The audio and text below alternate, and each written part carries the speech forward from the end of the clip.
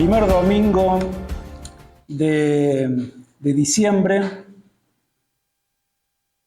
del año 2024.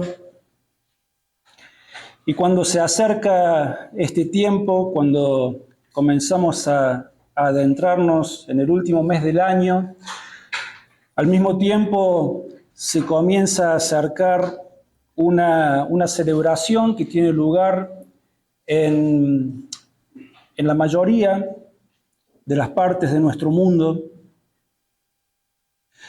Y lo que nosotros obviamente nos estamos refiriendo al recordatorio del nacimiento de nuestro Señor Jesucristo, la celebración de la Navidad. Nosotros sabemos de que también la gran mayoría de las personas en el mundo, cuando celebran la Navidad, no lo están haciendo conforme a la voluntad de Dios. Sabemos de que hay un trasfondo de paganismo, sabemos de que hay mucho comercio, de que hay muchos intereses que pasan por cualquier lado menos por conocer el verdadero significado de la llegada del nacimiento de nuestro Señor Jesucristo al mundo. Pero nosotros, como Iglesia del Señor Jesucristo, lo que queremos hacer, lo que debemos hacer, es aprovechar todas las oportunidades, no solamente en esta época del año, sino que siempre tenemos que estar atentos y aprovechar las oportunidades para contarle a aquellos que no están al tanto de la verdad de lo que dice la palabra de Dios, justamente qué es lo que dice la palabra de Dios con respecto a todos los temas que tienen que ver con esta vida, la vida eterna, y en este caso con respecto al nacimiento del Señor Jesucristo. Entonces lo que queremos hacer en este mes de diciembre, vamos a estar teniendo 5 mensajes que van a girar en torno al nacimiento del Señor Jesucristo, con el fin de que nosotros podamos compartir con aquellos que no conocen el verdadero significado de la Navidad, que puedan saberlo, que puedan conocerlos, y que con el favor de Dios el Señor nos use y que eso sirva para que ellos puedan venir al conocimiento también de la salvación que Jesús ofrece por medio de su Hijo, el Señor Jesucristo.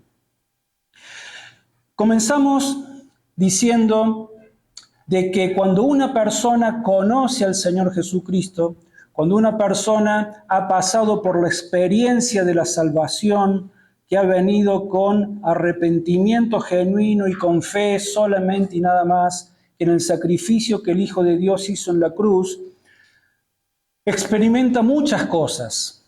Una persona que ha sido redimida comienza a experimentar en su corazón y en su vida muchas cosas, y una de esas cosas que son evidencia de que esta persona realmente ha sido redimida es el gozo de la salvación, el gozo de saber que sus pecados han sido perdonados, el gozo de saber todo lo que Dios ha hecho para poder salvar un alma que antes iba destino a la condenación eterna, y ahora, gracias a la obra de Cristo en la cruz y gracias a la salvación que Dios ofrece por medio de ese sacrificio, esa persona ha sido liberada de la condenación eterna. Entonces allí hay gozo.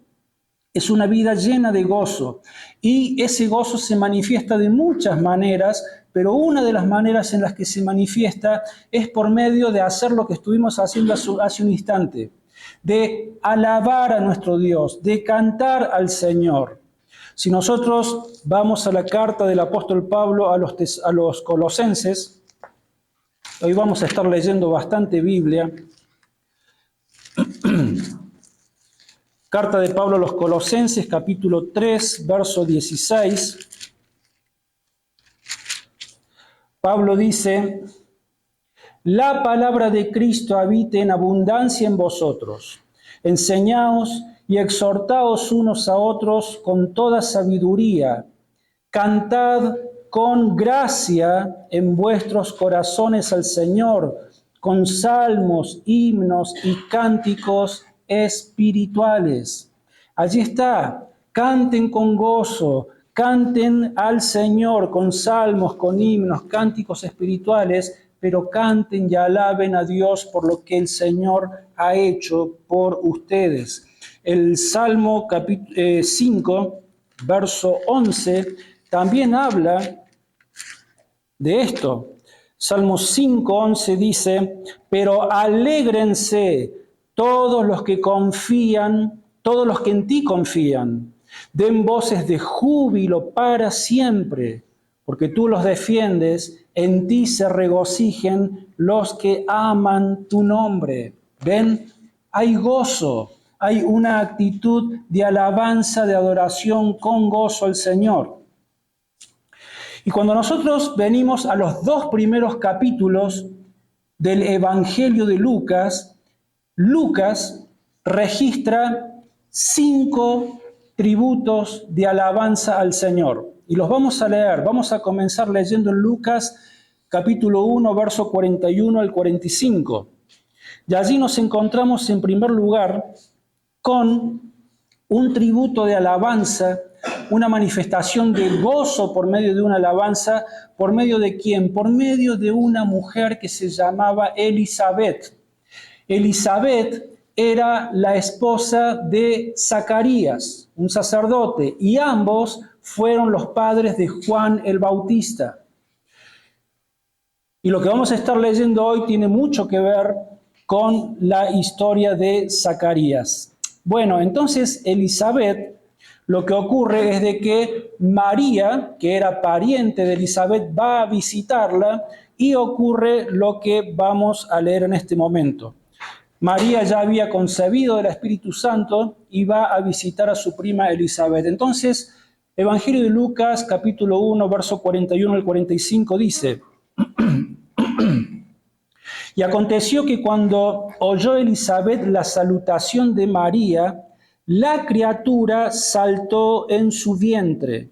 Y Elisabet, llena del Espíritu Santo, exclamó a gran voz, bendita tú entre las mujeres, y bendito el fruto de tu vientre. ¿Por qué se me concede esto a mí, que la madre de mi Señor venga a mí? Porque tan pronto como llegó la voz de tu salutación a mis oídos, la criatura saltó de alegría en mi vientre. Bienaventurada la que creyó, porque se cumplirá lo que le fue dicho de parte del Señor. Me encanta la parte que dice de que exclamó a gran voz, o sea, llega María y Elisabet no es que le dice, oh María, qué lindo verte, que estás acá. No, ella exclamó a gran voz, o sea, se escuchó, los vecinos deben haber escuchado este himno de alabanza que sale del corazón de Elisabet. Y Juan el Bautista, que estaba en la panza de Elisabet, salta de alegría a causa de que se presenta ni más ni menos que la que iba a ser la madre del Señor Jesucristo, María. Entonces ahí tenemos un canto de alabanza. El segundo registro que hace Lucas de otra expresión de alabanza es justamente la de María, que lo leemos a continuación, versos 46 al 55. Entonces María dijo, engrandece mi alma al Señor y mi espíritu se regocija en Dios mi Salvador. Porque ha mirado la bajeza de su sierva, pues desde ahora me dirán, bienaventurada todas las generaciones, porque me ha hecho grandes cosas el poderoso, santo es su nombre. Y su misericordia es de generación en generación a los que le temen. Hizo proezas con su brazo, esparció a los soberbios en el pensamiento de sus corazones. Quitó de los tronos a los poderosos y exaltó a los humildes. A los hambrientos colmó de bienes y los ricos envió vacíos. Socorrió a Israel su siervo, acordándose de su misericordia, de la cual habló a nuestros padres para con Abraham y su descendencia para siempre. Esta es la respuesta de María al canto de gozo de Elisabet, y ella también, con el mismo gozo, expresa este canto de alabanza y adoración a Dios. El tercer registro es justamente del esposo de Elisabet, de Zacarías, y es lo que vamos a leer en los versos 67 al 79. Dice, Zacarías, su padre, fue lleno del Espíritu Santo y profetizó diciendo, Bendito el Señor Dios de Israel, que ha visitado y redimido a su pueblo y nos levantó un poderoso Salvador en la casa de David su siervo, como habló por boca de sus santos profetas que fueron desde el principio, salvación de nuestros enemigos y de la mano de todos los que nos odiaron, para hacer misericordia con nuestros padres y acordarse de su santo pacto, del juramento que hizo Abraham, nuestro padre, que nos había de conceder que, librados de nuestros enemigos, sin temor los serviríamos, en santidad y en justicia delante de él todos nuestros días. Y tú, niño, profeta del Altísimo serás llamado, porque irás delante de la presencia del Señor para preparar sus caminos, para dar conocimiento de salvación a su pueblo, para perdón de sus pecados, por la entrañable misericordia de nuestro Dios, con que nos visitó desde lo alto la aurora, para dar luz a los que habitan en tinieblas y en sombra de muerte, para encaminar nuestros pies por camino de paz. Tremenda manifestación de gozo y de alegría de parte de Zacarías. Y este pasaje que acabamos de leer ahora nos va a llevar este domingo y los dos que siguen, vamos a estar analizando todo esto. Pero tenemos una cuarta manifestación de alabanza y de gozo, y ahora es por parte de los ángeles que van a venir a anunciar de que el prometido del Señor, el Señor Jesucristo, ha nacido. Capítulo 2 del Evangelio de Lucas, verso 13 al 14, dice: repentinamente apareció con el ángel una multitud de huestes celestiales que alababan a Dios y decían: gloria a Dios en las alturas y en la tierra paz, buena voluntad para con los hombres. Y el quinto registro de Lucas, de una expresión de alabanza, es la que ahora sale de un hombre muy anciano que se llamaba Simeón, en el capítulo 2, versos 25 al 32. Y Simeón dice lo siguiente, dice: había en Jerusalén un hombre llamado Simeón. Este hombre, justo y piadoso, esperaba la consolación de Israel, y el Espíritu Santo estaba sobre él. Y le había sido revelado por el Espíritu Santo que no vería la muerte antes que viera al ungido del Señor. Movido por el Espíritu, vino al templo. Cuando los padres del niño Jesús lo trajeron al templo para hacer por él conforme al rito de la ley, él lo tomó en sus brazos y bendijo a Dios diciendo: ahora, Señor, despides a tu siervo en paz conforme a tu palabra, porque han visto mis ojos tu salvación, la cual has preparado en presencia de todos los pueblos, luz para revelación a los gentiles y gloria de tu pueblo Israel. Allí están 5 registros que Lucas ha tomado para ponerlos allí al principio de su evangelio. 5 registros de manifestaciones, de alabanzas, de tributos a Dios, de personas llenas del Espíritu Santo con una actitud de agradecimiento por lo que el Señor estaba haciendo. El tercero de los himnos que acabamos de leer es el tributo de Zacarías, el cual es un tributo de alabanza a Dios, entre otras cosas, pero por sobre todo, por la salvación de los pecadores, por la salvación que Dios comienza a ofrecer y a manifestar a los pecadores. Ahora, Zacarías era un sacerdote que él ministraba en el templo. Y por ser un sacerdote, él tenía un gran conocimiento de las escrituras del Antiguo Testamento y por lo tanto él enseñaba el Antiguo Testamento. Y lo que nosotros vamos a ver es de que en esta alabanza que ha salido del corazón de Zacarías, Zacarías está centrado en 3 de los grandes pactos que Dios ha hecho con su pueblo. Uno es el pacto que Dios hizo con David. El otro es el pacto que Dios hizo con Abraham. y finalmente hace referencia en su tributo de alabanza al nuevo pacto. Y de esta manera es como que Zacarías está vinculando al Antiguo Testamento con el Nuevo Testamento, con el comienzo del Nuevo Testamento, porque el nuevo pacto se instituye y a partir de allí comienza el Nuevo Testamento. Ahora bien, ¿por qué es este estallido de alabanza de este hombre, de este sacerdote, Zacarías? Es ni más ni menos a causa de los asombrosos, de los muy asombrosos acontecimientos que estaban ocurriendo en estos días. Por lo que había ocurrido hacía muy poco tiempo, por lo que estaba ocurriendo en este mismo momento. ¿Qué es lo que había ocurrido hace muy poco tiempo?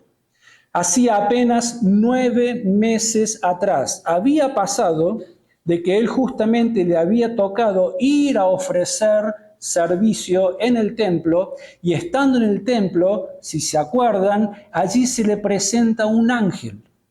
Se le presenta el ángel Gabriel a Zacarías, y el ángel le dice: Zacarías, te vengo a decir de que Dios te va a dar un hijo. A pesar de lo avanzado de tu edad, a pesar de lo avanzado de la edad de Elizabeth, tu esposa, y a pesar, sobre todo, de que Elizabeth era estéril.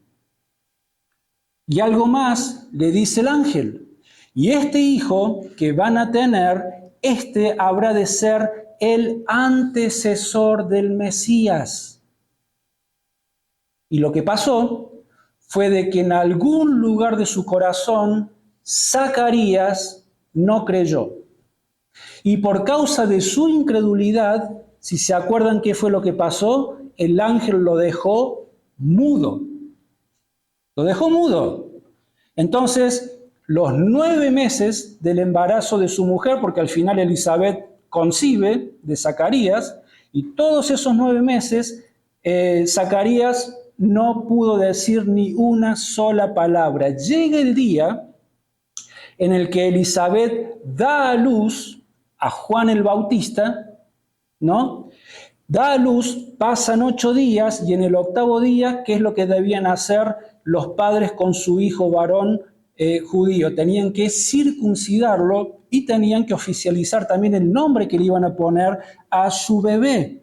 Entonces ocurre esto, y cuando los parientes comienzan a preguntarle: ¿y cuál es el nombre que le van a poner al bebé que ha nacido? ¿No es cierto? Entonces en ese momento Zacarías pide una tablilla para escribir, porque el nombre que le iban a poner no era el nombre que habían escogido él y su esposa. No era un nombre que habían escogido ellos o alguno de sus parientes. El nombre de este hijo iba a llevar el nombre que Dios por medio de su ángel le había revelado. Y el ángel le dijo: le pondrás por nombre Juan. Entonces Zacarías toma una tablilla y dice: este es el nombre que va a llevar nuestro hijo. Y escribe Juan.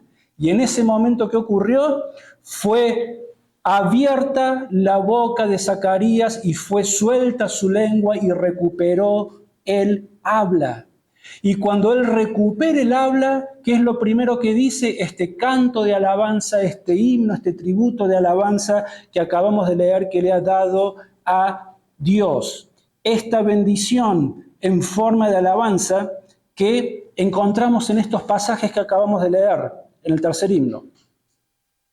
Por eso es de que su alabanza es una expresión de gran gozo, pero no solo de gran gozo porque él, a pesar de su edad avanzada y la esterilidad de su mujer, lo cual era una gran afrenta cuando un matrimonio no tenía hijos en aquellos tiempos. Entonces, ellos sí sentían gozo porque Dios, a pesar de la circunstancia y del tiempo, les había regalado un hijo, pero su manifestación, su expresión de gozo y de alabanza iba mucho más allá que el gozo de tener este hijo.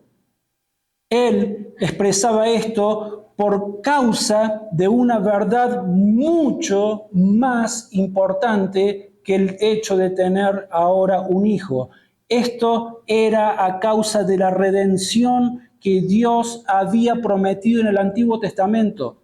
lo cual Zacarías conocía muy bien porque él conocía el Antiguo Testamento. Él se está dando cuenta de que esta redención, de que la promesa de salvación que Dios venía haciendo durante tantos miles de años, ahora está a punto de cumplirse. Y no solo está a punto de cumplirse, sino que su hijo, Juan el Bautista, iba a ser el predecesor de este Mesías por medio de quien Dios habría de liberar a Israel y cumpliría sus pactos.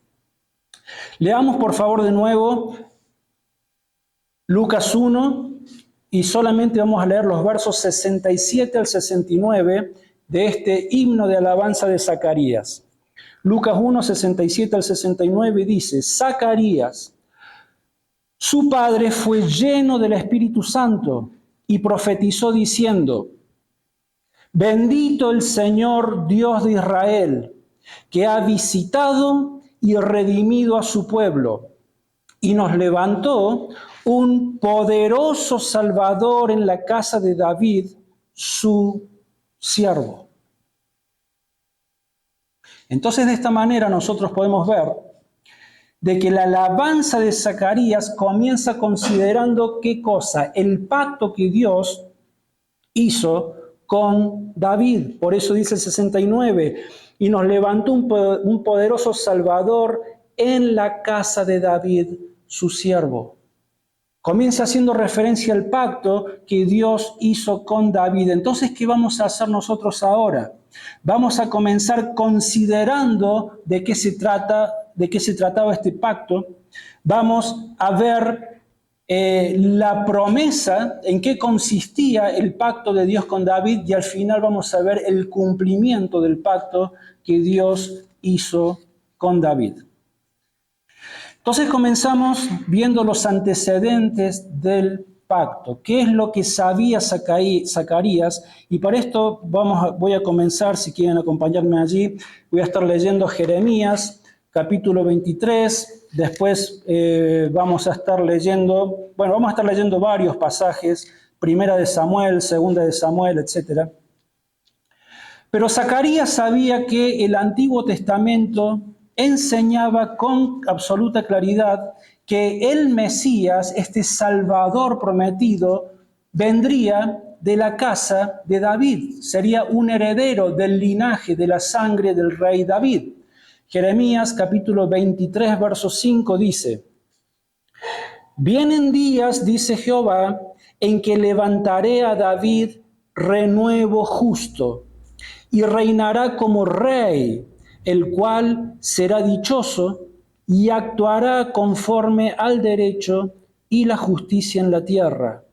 En sus días será salvo Judá e Israel habitará confiado, y este será su nombre con el cual lo llamarán Jehová, justicia nuestra. Esto es para hacer un mensaje aparte, pero es tremendo lo que está profetizando acá. Dice de que este renuevo justo, este que iba a nacer del linaje de David, primero dice de que reinará como rey y pone ese rey con mayúscula. Esto ya habla mucho de que no es cualquier rey. Y después dice de que el nombre con el cual iban a llamar a este rey, ¿cuál es el nombre? Jehová. O sea que Dios mismo, el Jehová eterno, el Jehová glorioso, eterno, creador de los cielos y la tierra, se iba a hacer rey humano e iba a venir a reinar entre su pueblo. También sabía Zacarías que María, y ahora estoy volviendo a Lucas, capítulo 1, verso 31 al 32, pero Zacarías sabía de que María también, ella era del linaje de David. Ella era descendiente, María tenía sangre real, era descendiente de David. Y mientras María se quedó en su casa por 3 meses, porque se acuerdan cuando María fue a visitar a Elizabeth, no es que tuvieron una charla y se volvió inmediatamente, no, se quedó 3 meses en casa de Zacarías y de Elizabeth. Y mientras ella se quedó en su casa por 3 meses. Sin lugar a dudas, María le contó a ambos la experiencia que ella también había tenido con el ángel Gabriel, lo mismo que la había tenido Zacarías. Lo que pasa que Gabriel le dijo a María algo distinto de lo que le había dicho Zacarías. ¿Y qué fue lo que le dijo Gabriel a María? Lucas capítulo 1, verso 31 al 32, dice de que el ángel le dijo: concebirás en tu vientre y darás a luz un hijo y llamarás su nombre Jesús. Este será grande y será llamado Hijo del Altísimo. El Señor Dios le dará el trono de David, su padre. Hasta ahí. Bueno, podemos leer el 33. Reinará sobre la casa de Jacob para siempre y su reino no tendrá fin. ¿Se dan cuenta? Se está anunciando un rey que era muy especial, muy superior al resto de los reyes, ya los vamos a mencionar ahora. Es un rey que descendía del trono de David, pero que su reino iba a durar ¿por cuánto tiempo? Eternamente.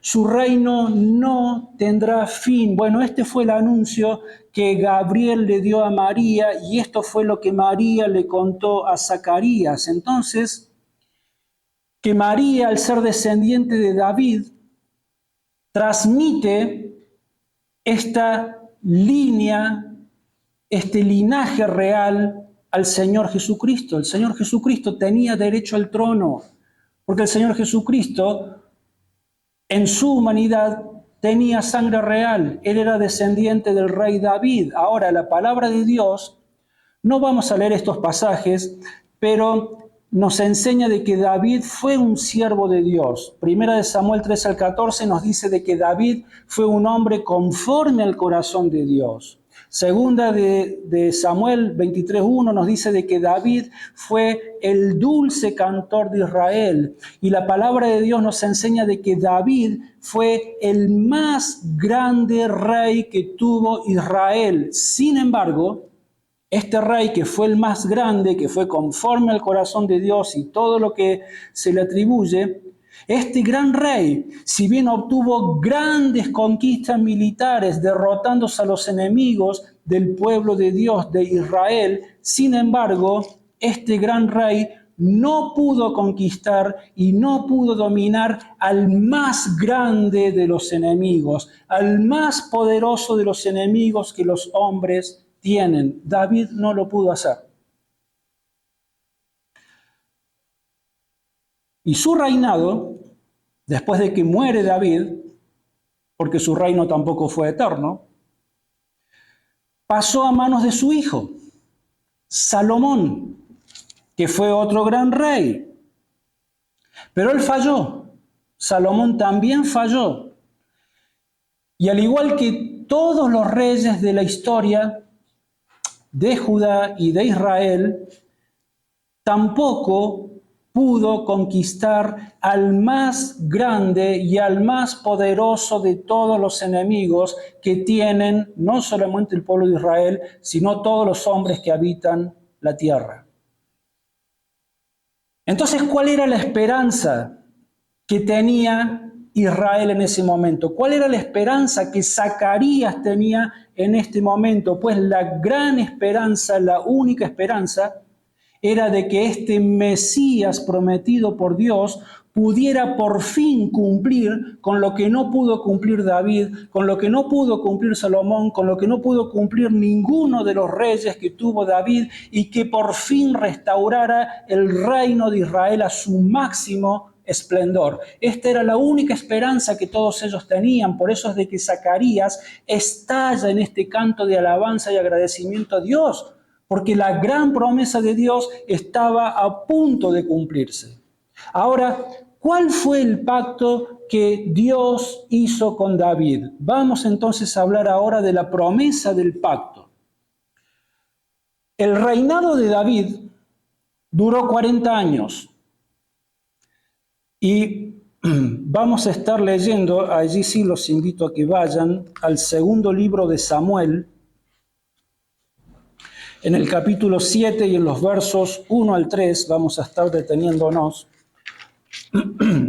Pero el reinado de David duró 40 años y en los últimos 10 años, luego de que él ha terminado la edificación de su propio palacio, el palacio real, el palacio donde vivía el rey, después de que él termina de construir un hermosísimo palacio, entonces David siente en su corazón y decide construir ahora un templo donde pudiera habitar la presencia de Dios, un templo donde estuviese albergada el arca del pacto. Entonces, vamos a comenzar leyendo 2 de Samuel capítulo 7, verso 1 al 3.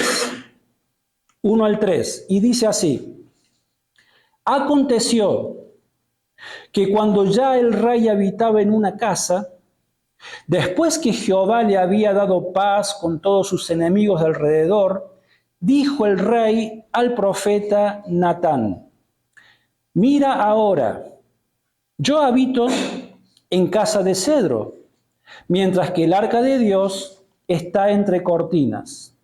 Natán respondió al rey: Anda y haz todo lo que esté en tu corazón, porque Jehová está contigo.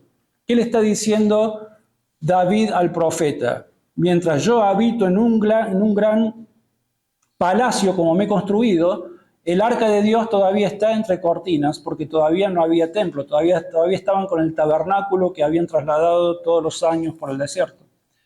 Entonces dice, me parece que es momento de edificar una casa a Dios, un templo, algo que sea más digno de Dios para que Él pueda manifestar su presencia allí. Pues bien, Natán le dice, si esto es lo que has puesto en tu corazón, anda y hacelo porque Dios está contigo. Pero, aunque David tiene la aprobación del profeta, parece ser de que ni David ni el profeta, ninguno de los dos, consultaron a Dios. Ninguno de ellos consultaron si esta era la voluntad de Dios. Ninguno de ellos consultaron para ver si Dios estaba de acuerdo o si Dios tenía otra cosa en mente. Entonces en los versos 4 al 7 ocurre lo siguiente, responde Dios. Dice, aconteció aquella noche que vino palabra de Jehová a Natán, diciendo, ve y di a mi siervo David, así ha dicho Jehová, ¿tú me has de edificar una casa en la que yo more? Ciertamente no he habitado en casas desde el día en que saqué a los hijos de Israel de Egipto hasta hoy, sino que he peregrinado en una tienda que me servía de santuario. En todo cuanto he andado con todos los hijos de Israel, ¿he dicho acaso a alguna de las tribus de Israel, a quien haya mandado apacentar a mi pueblo de Israel, ¿por qué no me habéis edificado una casa de cedro?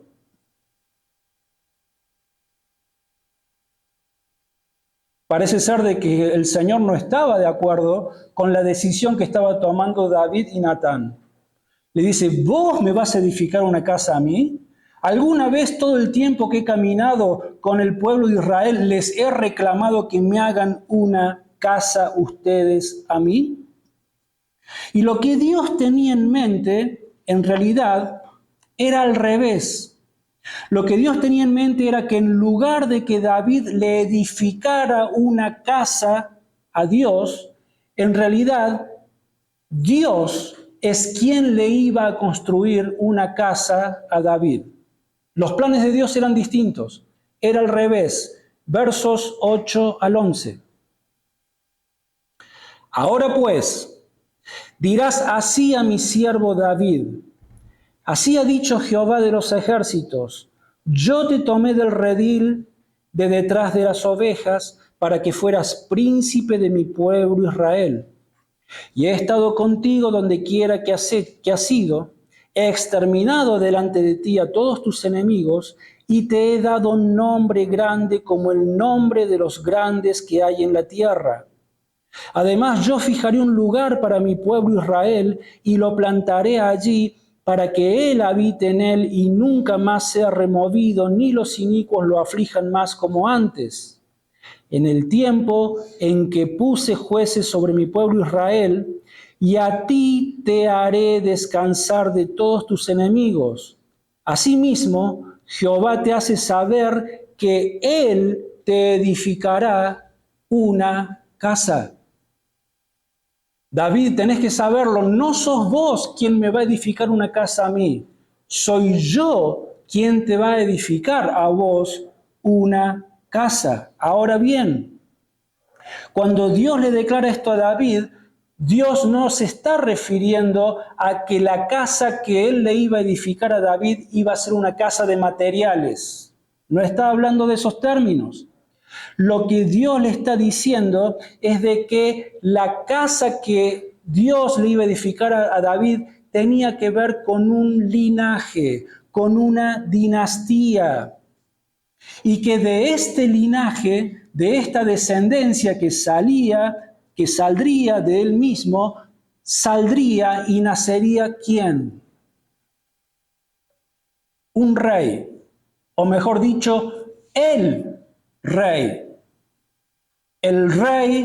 de reyes y el Señor de señores, cuyo reino no tendrá fin, sino que su reino será eternamente y para siempre. Y no solamente esto, sino que con él, con este rey eterno, habrán de reinar todos aquellos que formen parte de su casa y de su familia. Versos 12 al 17. Y cuando tus días se hayan cumplido y duermas con tus padres, yo levantaré después de ti a uno de tu linaje, el cual saldrá de tus entrañas y afirmaré su reino. Él edificará una casa para mi nombre. Esto es hermoso. Este es el rey, dice Dios, que me va a edificar una casa para mi nombre, no vos, David. Este rey que va a salir de tus entrañas, él edificará una casa para mi nombre y yo afirmaré para siempre el trono de su reino. Yo seré padre para él y él será hijo para mí. Si hace mal, yo lo castigaré con vara de hombres y con azotes de hijos de hombres, pero no apartaré mi misericordia de él como la aparté de Saúl, a quien quité de delante de ti. Tu casa y tu reino permanecerán siempre delante de tu rostro y tu reino será estable eternamente. Así, conforme a todas estas palabras y conforme a toda esta visión, habló Natán a David. Esta es la promesa y de esto se trató el pacto que Dios hizo con David.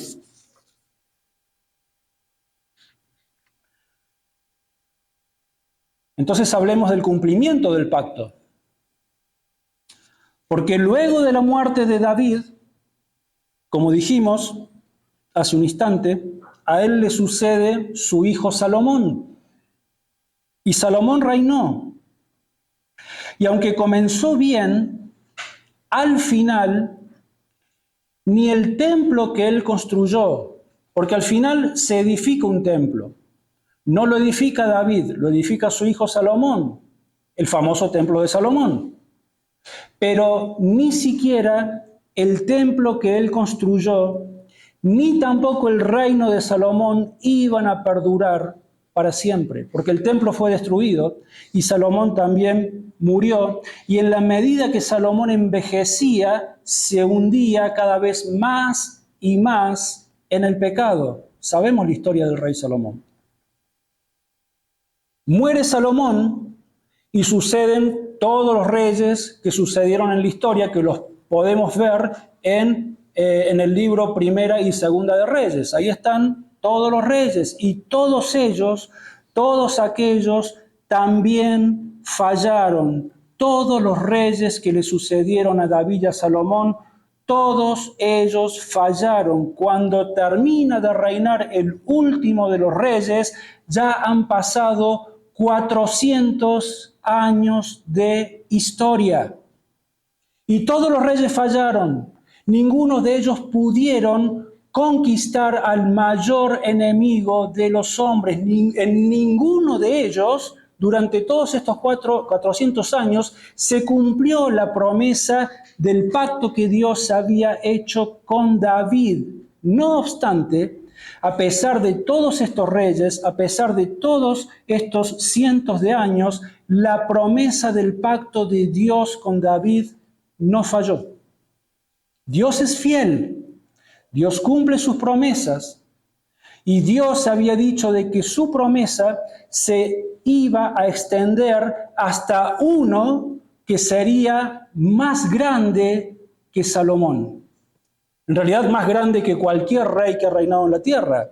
¿Se acuerdan Lucas capítulo 11? ¿Qué fue lo que dijo el Señor Jesucristo? Lucas capítulo 11, verso 31, cuando Él estaba allí justamente discutiendo a causa de la incredulidad de algunos, Lucas 11, 31, que le pedían señales y demás. En el verso 31 dice, la reina del sur se levantará en el juicio contra los hombres de esta generación y los condenará, porque ella vino desde los confines de la tierra para oír la sabiduría de Salomón. Y en este lugar hay alguien que es más que Salomón. Y se estaba refiriendo al mismo. Dice, la reina del sur vino desde tierras muy lejanas para venir y escuchar la sabiduría de Salomón. Y ustedes que me tienen acá frente a sus ojos y a sus oídos, me están escuchando y no creen en mí, pero quiero que sepan de que yo soy mayor que Salomón, soy más grande que Salomón, soy mucho más, soy infinitamente más grande que Salomón. Y es que el reino que Dios había prometido en Cristo, este sí habría de ser establecido y habría de permanecer por siempre y para siempre, eternamente. Voy a leer Isaías.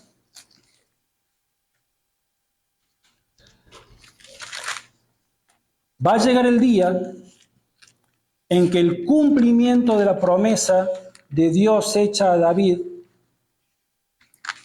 se habrá de concretar. Cristo va a establecer su reino por siempre y para siempre. Isaías capítulo 9, versos 6 al 7.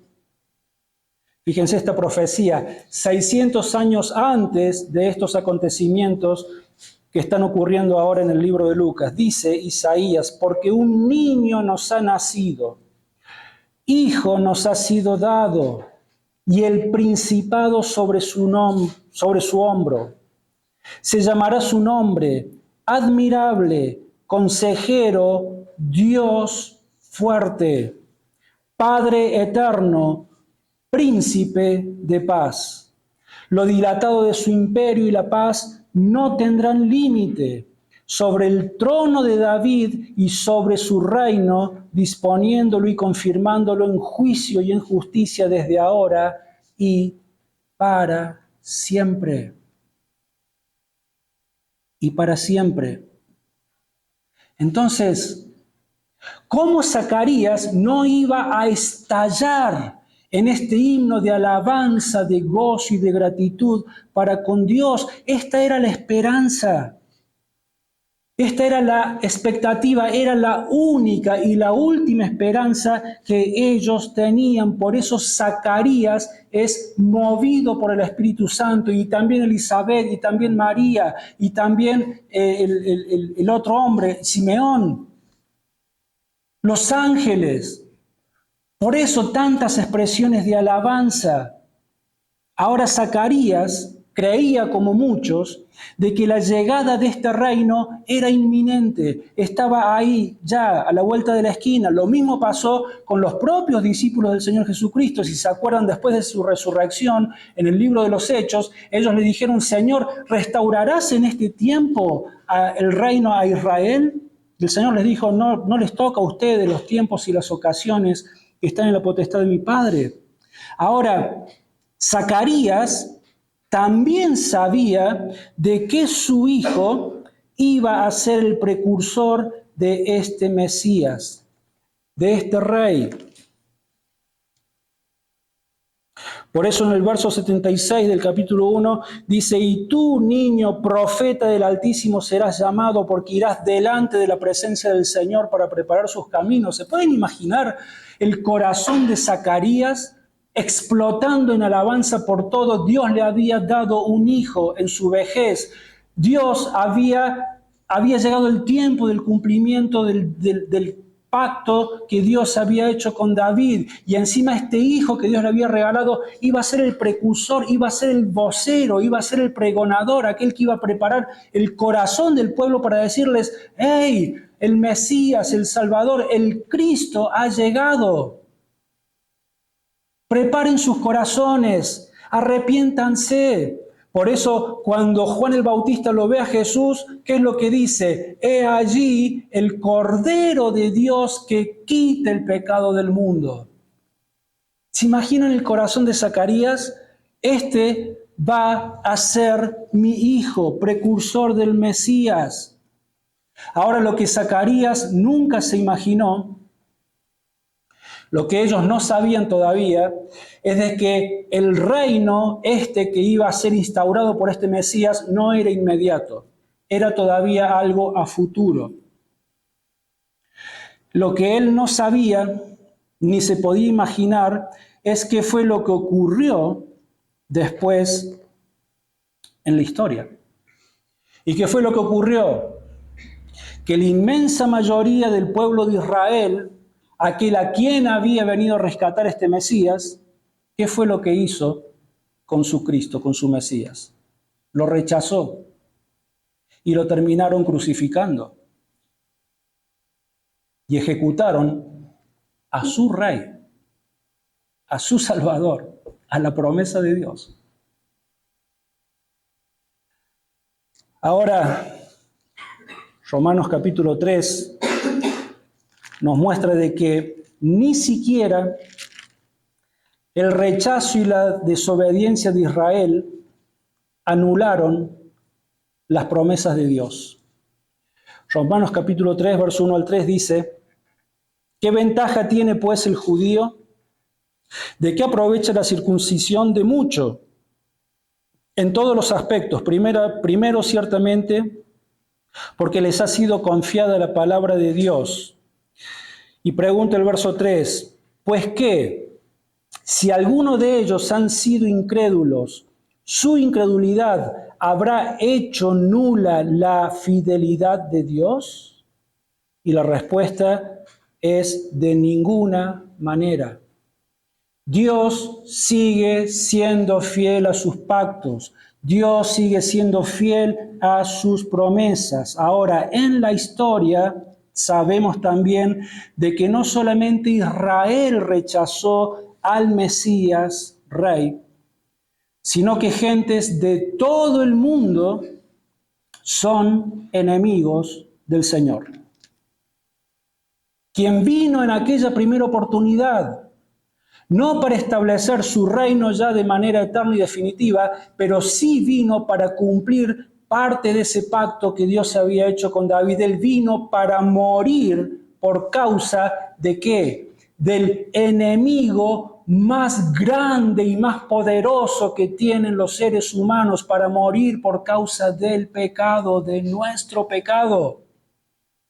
Para eso Él vino en su primera venida. Él vino para sufrir y para entregar su vida en una cruz por causa de nuestros pecados, porque no existe nada ni nadie, no existe hombre, no existe poder, no existe gobierno, no existen reyes, no existe religión, no existe absolutamente nada ni nadie que tenga el poder suficiente para poder eliminar la culpa y el poder del pecado sobre el corazón de los hombres. Hay uno solo que podía hacer eso, Dios, quien es infinitamente mayor que el poder del pecado. Y entonces Dios se hizo hombre y en primer lugar vino para morir por causa de nuestros pecados en la cruz. Y fue su primer venida. Y vino para morir y lo hizo. Y fue rechazado y sufrió por causa de los pecados solamente de Israel, no, por los nuestros también. Nosotros también clavamos al Mesías de Dios en la cruz. Cada uno de nosotros hemos sido culpables al igual que ellos. Ahora este rey va a volver, pero ya él no vuelve para sufrir. Él ahora vuelve para juzgar a sus enemigos, para juzgar a aquellos que aún le siguen rechazando y para así establecer su reino eternamente y para siempre. Les animo a ir a Apocalipsis capítulo 19. Allí nosotros tenemos una descripción muy detallada de lo que habrá de ser el regreso triunfal del Señor Jesucristo para juzgar a sus enemigos y para establecer su reino. Apocalipsis 19, verso 11 al 21. Obviamente hay lenguaje figurado, pero nosotros entendemos claramente que se habla de la venganza y del día del juicio del Señor Jesucristo. Dice Apocalipsis 19, 11 al 21. Entonces vi el cielo abierto y había un caballo blanco. El que lo montaba se llama Fiel y Verdadero, y con justicia juzga y pelea.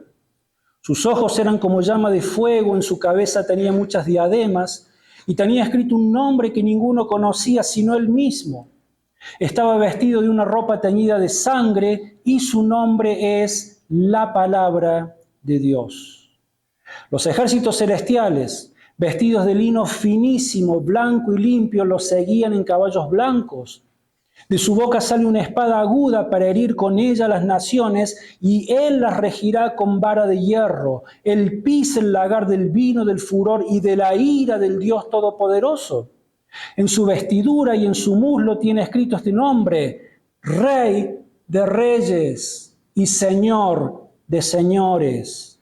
Vi un ángel que estaba de pie en el sol y clamó a gran voz diciendo a todas las aves que vuelan en medio del cielo: venid y congregaos a la gran cena de Dios, para que comáis carnes de reyes y capitanes, y carnes de fuertes, carnes de caballos y de sus jinetes, carnes de todos, libres y esclavos, pequeños y grandes. En otras palabras, nadie se va a salvar del juicio de Dios. Vi la bestia y a los reyes de la tierra y sus ejércitos reunidos para guerrear contra el que montaba el caballo y contra su ejército. La bestia fue apresada y con ella el falso profeta que había hecho delante de ella las señales con las cuales había engañado a los que recibieron la marca de la bestia y habían adorado su imagen. Estos dos fueron lanzados vivos dentro de un lago de fuego que arde con azufre. Los demás fueron muertos con la espada que salía de la boca del que montaba el caballo, y todas las aves se saciaron de las carnes de ellos.